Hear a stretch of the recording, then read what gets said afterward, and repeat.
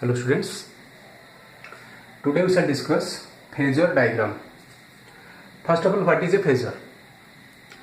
So a phasor is nothing but a vector that can rotate around the origin with some angular velocity or angular frequency. This is x-axis, y-axis. This is a vector that can rotate like this, okay, in counterclockwise direction with some angular velocity or angular frequency omega.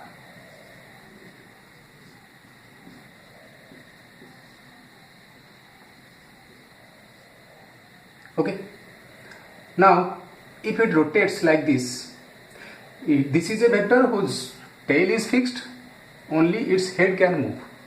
That means it can only rotate. So as it rotates like this, at any moment it makes some angle with the x-axis, that is theta.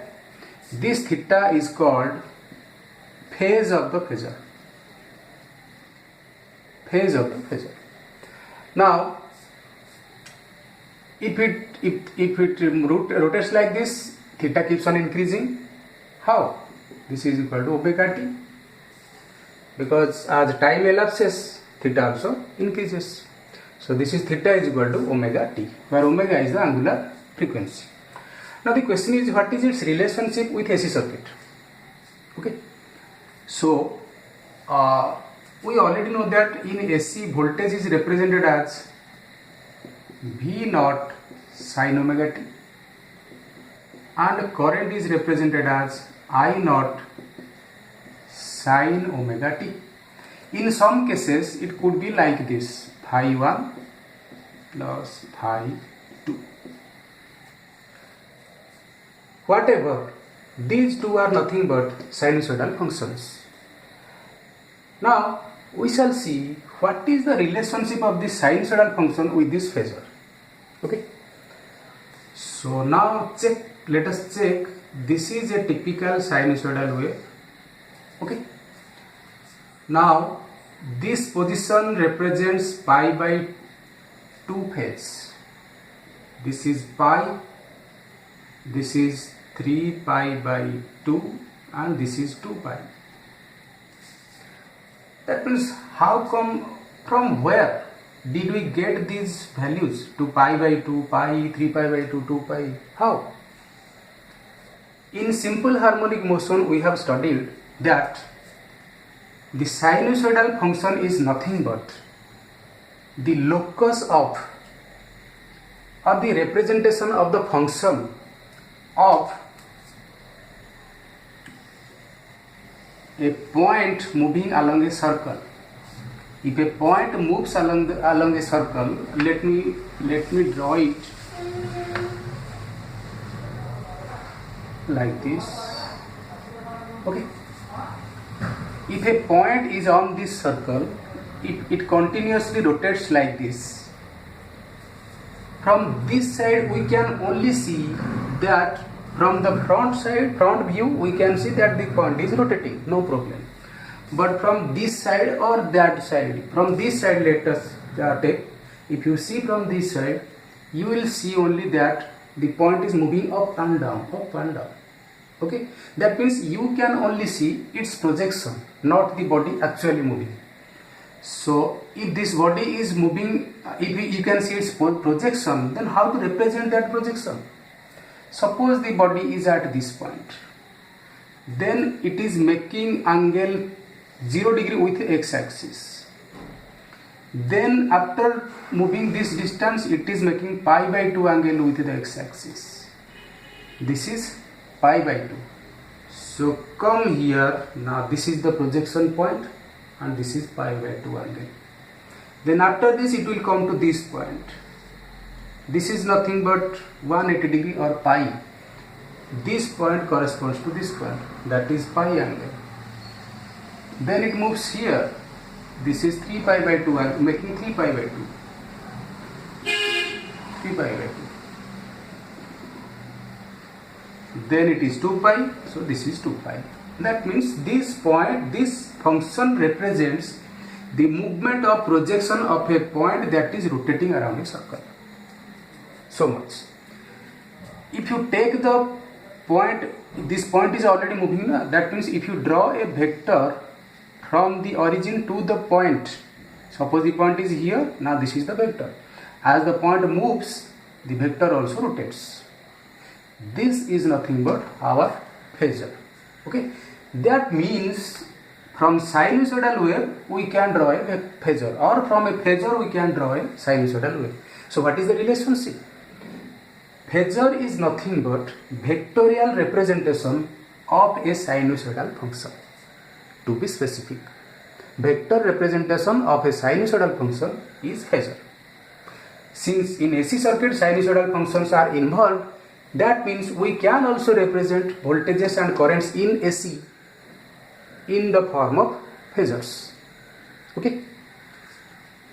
So now come to our first circuit that we have already discussed in the previous class, that pure resistive circuit.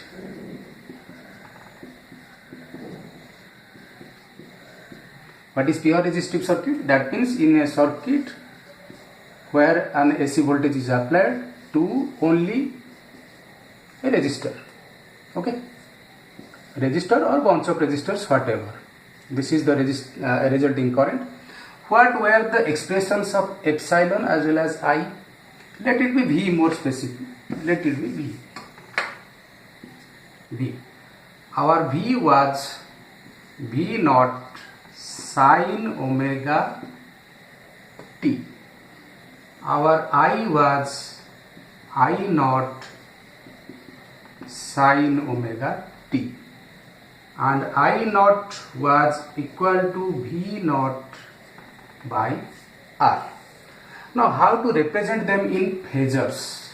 Okay, so let us come here.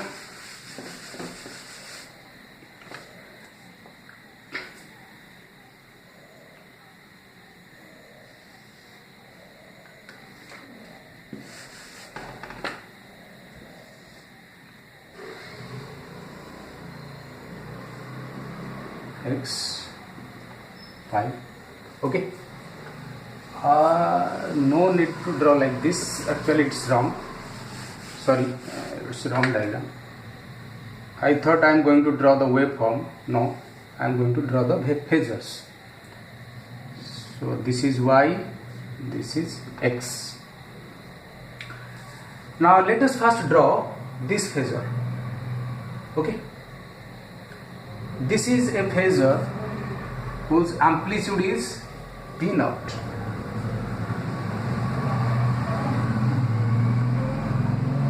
This is a phasor whose top point, this is the length of the phasor is nothing but amplitude, because this function can have maximum value V naught. That's why the length of this phasor will be V naught. Let it be V naught. Okay, I can write here V naught actually, because V naught is the length, so I will simply write here V, because this phasor represents the voltage V. Then I, of course the length is V naught, so what is, how to represent I? I is equal to I naught sin omega t. Now you look, this is the phasor of voltage V. Now what is its phase? Phase is omega t, so I can simply write here omega t. Okay, now here if I want to represent the length, its length, I can write here V naught. Then how to represent the I? Here I is equal to I naught sin omega t. That means it is also along the same vector, because they don't have any phase difference. It is omega t, it is also omega t. That means the I phasor is also aligned with the voltage phasor. But what will be its length? I naught is equal to V naught by R. That means its length is somehow less than V naught. So I will simply write here, I will draw another phasor here, but its length is I naught and I naught is less than V naught. Now these are the two phasors of voltage and current and this is for resistive circuit. Okay, now this is the phasor diagram of a purely resistive circuit. If an AC voltage of V is applied to a circuit and resulting current is I. Okay, and I is this one. Okay.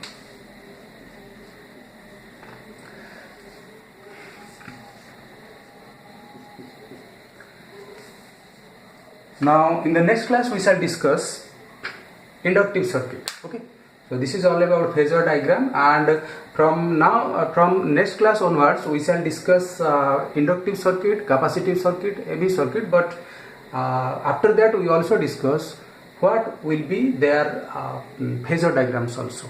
Okay, thank you.